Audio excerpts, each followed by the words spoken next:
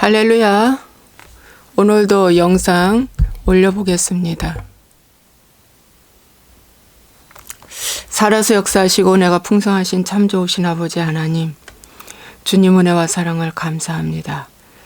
아버지, 오늘도 주님의 말씀을 대언하고자 오니 주님, 이 시간 주의 성령께서 함께 하시고 하나님 말씀이 온전히 이 시간도 깨달아질 수 있는 복된 시간 되게 해 주옵소서.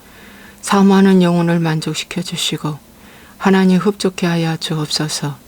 주께서 이 시간도 이 초막절을 맞이하여 하나님이 주신 우리에게 주시는 말씀을 아버지 하나님이시여 주님 더 깊이 깨달을 수 있는 아버지 하나님 은혜가 임하게 하시고 하나님과 더 친밀해질 수 있도록 축복하여 주옵소서. 예수님의 이름으로 축복하고 기도합나이다. 아멘. 오늘은 조금 늦었습니다. 예.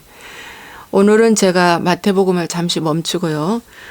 초막절을 맞이하여 어제 저녁부터 이제 초막절 일주일 기간이 되고 제 8일째는 이제 큰 날로 명절 끝날로 지내는 날인데요. 오늘 그 초막절 때 항상 시편 113편에서 118편을 암송했다고 합니다. 그러므로 오늘 이 시편의 말씀을 이 초막절 때 익혀졌던 이 시편의 말씀을 오늘 이 113편의 말씀을 전하고자 합니다. 이 113편에서 118편의 말씀을 보면 구원받은 백성, 거듭난 백성이 초막절에서 드려지는 하나의 고백입니다. 그러므로 이 말씀을 읽어보니까 거듭나지 않은 사람은 아마 이 말씀을 고백하기가 힘드실 것 같아요. 보니까. 예. 이 초막절이라는 건 이스라엘 백성들이 광야에서 들어가서 광야에서 하나님이 가르쳐 주시고 가나안에 들어가면 이제 이 초막절을 지키라고 말씀하셨는데, 그러므로 이제 가나안으로 들어가는 성도, 그래서 이제 구원받은 주의 백성, 거듭난 백성이 불러지는 입술의 열매라고 볼 수 있습니다. 자, 보겠습니다. 113편. 할렐루야, 여호와의 종들아 찬양하라. 여호와의 이름을 찬양하라. 이제부터 영원까지 여호와의 이름을 찬송할지로다. 해 돋는 데서부터 해 지는 때까지 여호와의 이름이 찬양을 받으시리로다 해서 여호와의 이름을 찬양하라는 말씀이 3번 나옵니다. 그래서 이 지구의 땅끝에서 땅끝까지 시작부터 끝까지 여호와의 이름을 찬양해야 된다. 이제부터 영원까지 찬양하라 이렇게 말씀해 주고 있습니다. 그러므로 초막절 가나안에 들어갔을 때 우리가 이제 이 땅에서 가나안의 체험을 하고 또 천국까지 이어지는 그러한 성도들에게는 무엇을 찬양하겠습니까? 여호와의 이름을 찬양합니다. 그 여호와의 이름이 누구냐면 예수와님을 말해주고 있습니다. 이 예수와의 그 이름을 찬양하는 거예요. 네. 찬양하고 찬양해도 정말 귀한 이름이라는 것을 이제 알게 되죠. 그 다음에 두 번째는 여호와는 모든 나라보다 높으시며 그의 영광은 하늘보다 높으시도다. 우리가 찬양하는 목적은 모든 나라보다 높으신 하나님, 모든 나라, 이 세상의 그 어떤 나라보다도 가장 높으신 그 하나님, 그 나라, 또 그의 영광은 하늘보다 높다. 그러니까 이루 말로 다 할 수 없는 하나님의 영광을 우리는 찬양해야 된다는 것입니다. 또 5절에 여호와 우리 하나님과 같은 이가 누구리요? 높은 곳에 앉으셨으나 스스로 낮추사 천지를 살피시고 그랬습니다. 하나님은 그 높은 곳에 앉아서 거기서만 계시는 분이 아니라 이 땅에 이 인간들을 살피신다고 말씀하고 있습니다. 시편 11편 4절에도 여호와께서는 그의 성전에 계시고 여호와의 보좌는 하늘에 있으며 그의 눈이 인생을 통촉하시고 그의 안목이 그들을 감찰하시도다 그랬습니다. 하나님의 눈은 인생을 통촉하시고 그의 안목이 그들을 감찰하시는도다 그랬습니다. 하나님은 성전에 계시고 보좌에 계시지만 오늘날 하나님은 성령님을 통해서 우리에게 이 천지를 살펴주시는 이러한 놀라운 역사를 이루시고 있다는 것입니다. 그럼 왜 살피실까요? 하나님의 택한 백성을 보호하시고 공급해 주시고 지켜주시려고, 악에서 구원해 주시려고, 미혹에서 구원해 주시려고 살펴주시는 줄로 믿습니다. 그 다음 7절, 가난한 자를 먼지 더미에서 일으키시며 궁핍한 자를 거름더미에서 들어 세워 지도자들 곧 그의 백성의 지도자들과 함께 세우신다 말씀하고 있습니다. 하나님은 일으키시고 세우시는 분이십니다. 어떤 자를 일으키시냐? 가난한 자. 그래서 예수님이 이 땅에 오셔서 첫 번째 외친 복음이 가난한 자에게 복된 소식을 말씀해 주고 있습니다. 가난한 자에게 복된 소식을, 그 가난한 자가 뭘까? 마태복음 5장에 보면 팔복의 첫 번째 복이 심령이 가난한 자는 복이 있나니 천국이 저들의 것임이라 그랬습니다. 그래서 여기서 이 가난한 자라는 것은 뭐냐면은 이 세상에 정을 줄 수 없는 것을 느끼는 자. 이 세상에 그 무엇으로도 나를 위로할 수가 없구나. 나를 치료할 수가 없구나. 이 세상에 그 무엇으로도 의지할 대상이 하나도 없구나. 이걸 깨닫고 그 하나님을 찾는 자가 가난한 자입니다. 그래서 청년이 예수님께 왔죠. 그런데 그 청년이 예수님께 와서 그 청년은 관원이라고 그랬습니다. 그런데 많은 사람들이 그 청년을 부자 청년이라고 하죠. 그런데 이 청년은 그야말로 관원이고요. 높은 지도자였고요. 그 다음에 돈이 많은 자였다고 그랬어요. 그리고요, 젊고요. 그 다음에 율법을 다 지킨 자라고 말씀하고 있습니다. 십계명의 그 율법 얘기하는 겁니다. 그런데 이 사람은 하나님께서 예수님 이렇게 말씀하셨어요.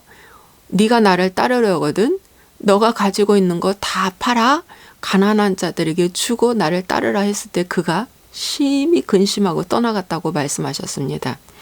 그 모습을 보고 예수님께서 부자가 낙타 바늘로 들어가는 것이 더 쉽다. 천국에 들어가기가. 부자가 천국에 들어가기가 이렇게 어렵다는 것입니다, 여러분. 아주 어렵다는 거죠. 차라리 저 부자가 낙타 바늘귀로 들어가는 것이 더 쉬우리라. 그런데 보십시오. 부자가 그 좁은 그 구멍으로 자기 몸을 통과할 수 있습니까?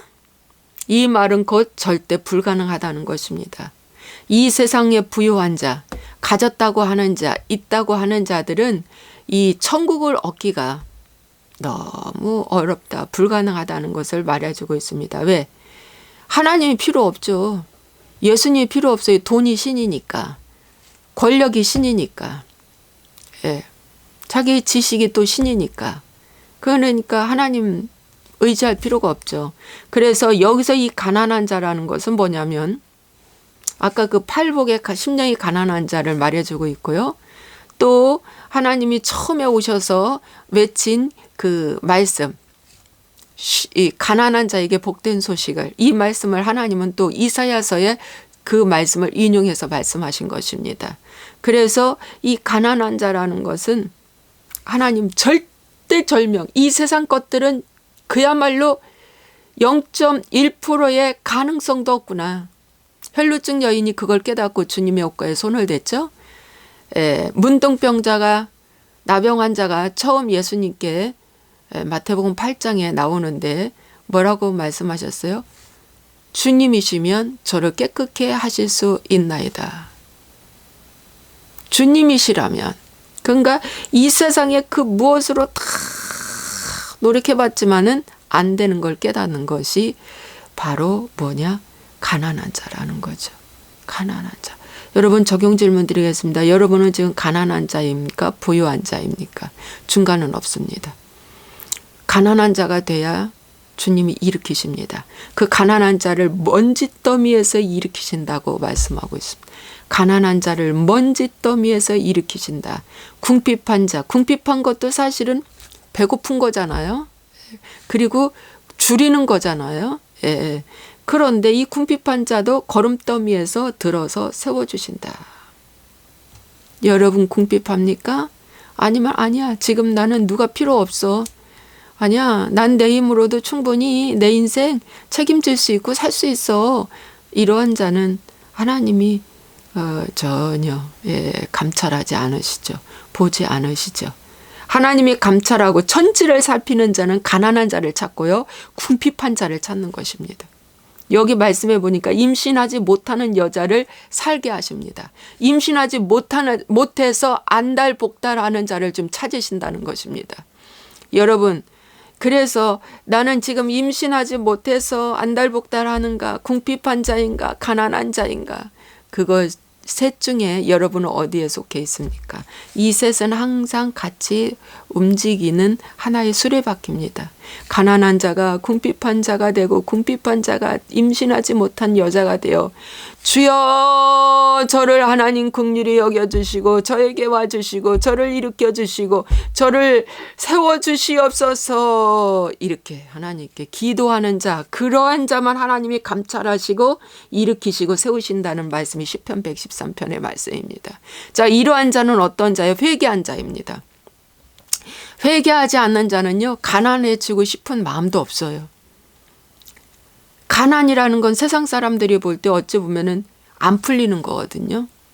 그리고 수치당하는 것이거든요. 그리고 어찌 보면은 저주받은 인생처럼 보이거든요. 예. 나면서부터 앉은 뱅이를 성전 미문에 앉혀놨는데 베드로와 요한이 어느 날 기도하러 가는 그날, 매일 가지만 그날따라는 그 성전 미문에 앉아있는 그 앉은뱅이가 불쌍히 여겨져 손을 내밀며 일으켜 걸으라 뛰어라. 이 앉은뱅이가 정말 세상 사람들이 보는 가난함으로 느꼈다면 한 푼 주었겠죠. 한 푼 주었을 것입니다. 그러나 베드로를 만났기 때문에, 이 영적인 지도자인 베드로를 만났기 때문에 그의 근본적인 문제를 치유해 주신 것입니다. 이 나면서 앉은 뱅이가 근본적인 문제는 뭡니까? 일어나 걸어라 뛰는 거죠. 한 푼 주는 게 아니라. 그런데 우리는 늘 한 푼 주시오, 한 푼 주시오. 예수님한테도 우리가 한 푼 주시오. 우선 현재 문제만 해결해 주세요. 한 푼 주세요. 한 푼 주세요. 이러고 있죠. 이러고 있어요. 그러나 어떻게 해요? 베드로는 일어나 걸으라 뛰어라. 그래요. 그의 근본 문제를 해결해 주신 것입니다. 여러분. 그것이 하나님이 여기 일으켜 주시고 걸음더미에서 들어 세워주신다는 것입니다. 회개한 자만 나는 가난하기를 소원하고 궁핍하기를 소원하고 임신하지 못해서 하나님 간구하는 거예요. 주여 주여 주여 주여. 회개한 자만 이런 심령의 밭이 되기를 간절히 구하는 거예요. 이 심령의 밭이 돌을 빼낸 것이고 가시밭을 빼낸 옥토밭이 되는 줄로 믿습니다. 이 심령의 밭이. 그래서 9절에 또 임신하지 못하던 여자를 집에 살게 하사 자녀들을 즐겁게 하는 어머니가 되게 하시는도다. 여러분 지금이나 그때나 임신하지 못하면 뭡니까? 굉장히 힘들어 하시잖아요. 그죠? 수치로도 여겼지 옛날에는 더. 그런데 임신하지 못하는 이 여자는 세상에 자녀를 낳는 그걸 얘기하는 것이 아니라 영적인 자녀를 얘기하는 거예요. 영적인 자녀. 여러분 보아스는 예수님을 상징하고 있고요. 나오미는 누구를 상징해요? 교회를 상징해요. 룻은 저와 여러분을 상징해요. 저와 여러분을 상징해요. 근데 룻이 기업 부르기를 받아서 기업 부르기를 보아스로부터 받아서 아기를 낳아가지고 그 기업을 누구한테 넘겨줘요? 나오미한테. 이제 나오미는 더 이상 아기를 낳을 수가 없어요. 이제 이 몸도 늙었고 이제 더 이상 아기를 낳을 수가 없어요. 예. 그런데 어떻게 해요? 아기가 생겼어요. 그 며느리의 아기가 기업무르기를 통해서 나오미한테 넘겨지는 거예요. 이것이 바로 오늘날 현재의 어떻게 해요? 양육하라고. 나오미에게 양육하라고. 그래서 그 여자를 집에서 살게 하사 자녀들을 즐겁게 하는 어머니가 되게 하셨다 그랬습니다. 오늘날 이걸 어떻게 우리가 말씀을 해석해 드리냐면 내가 전도하지 못했어도 다른 사람이 전도해서 나에게 양육하세요 하고 넘겨진 그분, 그것이 기업무르기입니다, 여러분. 왜? 나오미가 교회가 된 거예요. 그러므로 여러분, 저와 여러분이 거듭난 주의 백성은 교회가 된 겁니다. 주님과 함께 죽고 주님과 함께 다시 살은 그 구원받은 주의 백성은 교회가 된 것입니다. 그래서 교회가 된 자에게는 하나님께서 베드로에게 네가 나를 사랑하느냐? 예, 내가 주를 사랑하는 줄 주께서 아시나이다. 그리하면 내 어린 양을 먹여라, 내 양을 쳐라, 내 양을 먹여라 하고 양을 맡겨주신 것처럼 어떻게 해요? 구원받은 주의 백성에게 양을 맡겨주시는 것입니다. 그런 자에게 하나님이 어머니가 되게 해주신다. 어머니가 되게 해주신다는 것입니다, 여러분. 자, 아브라함을 뭘로 이름을 바꿔주셨어요? 100세 때에 아브라함. 그리고 100세 때에 이제 자녀를 낳았죠. 아브라함으로 바꿔주셨어요. 이때에 그 아브라함은 이제 거듭난 자가 된 거예요. 거듭났다. 이름을 바꿔준 거예요. 새로운 피조물이 된 거예요. 이제 주님과 함께 죽고 이제 주님과 함께 다시 살아났어요. 그래서 이름도 바꿔주신 거예요. 아브라함이라는 것은 존귀의 아버지에서 아브라함, 여러 민족의 아버지가 된 거예요. 너는 이제 열국의 아비가 되었다. 그래서 내가 너로 심히 번성하게 하리니 내가 내게서 민족들이 나오게 하며 왕들이 내게로부터 나오리라. 이제 너를 통해서 민족이 나오고 너를 통해서 왕들이 나올 것이다. 이렇게 하나님이 복을 주셨습니다. 이것이 초막절을 지키고 이 말씀을 읽는 자들에게 주시는 축복입니다. 그 다음에 사례라고 하지 말래요. 사례는 공주라는 뜻입니다. 이제 사라라 하라. 이 사라라는 것은 무슨 말씀이냐면 여주인, 왕비, 여왕 이런 뜻입니다. 그래서 내가 그에게 복을 주어 그가 내게 아들을 낳아주게 하며 내가 그에게 복을 주어 그를 여러 민족의 어머니가 되게 하리니 민족의 여러 왕이 그에게서 나리라. 그러니까 아브라함이 엎드려 웃었어요. 마음속으로 이르되 100세 된 사람이 어찌 자식을 낳으리요. 어떻게 자식 낳아? 못 낳지. 예. 그런 이게 이제 인간의 모습이죠. 우리 하나님은 우리에게 이름도 바꿔주고 자녀도 주고 왕비가 되고 열국의 아버지가 된다고 하는데도 우리 속은 역시 또 못 믿는 거예요. 이것이 우리의 모습입니다.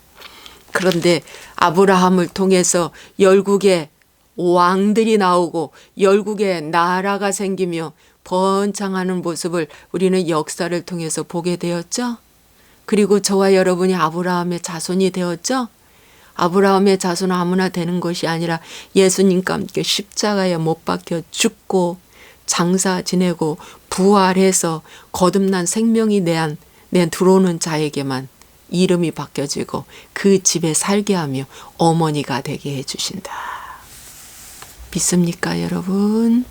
예, 이러한 축복이 오늘 시편 113편 초막절을 맞이하여 여러분에게 임하게 되고 이런 말씀을 사모하시기 바랍니다.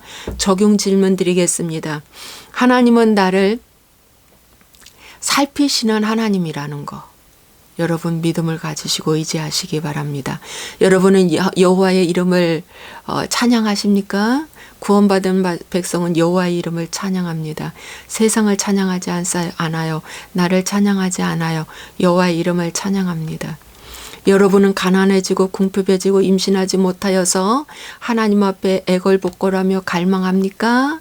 그런 자에게 하나님은 세워주시며 일으켜주시며 임신케 해주신다고 말씀하고 있습니다. 이제는 임신이 딱 끊어진 사라의 몸에 하나님께서 아들 이삭을 선물로 주신 것처럼 이제 영적인 자녀를 무수히 낳을 수 있는 이제 몸으로 바꿔주신다는 것입니다.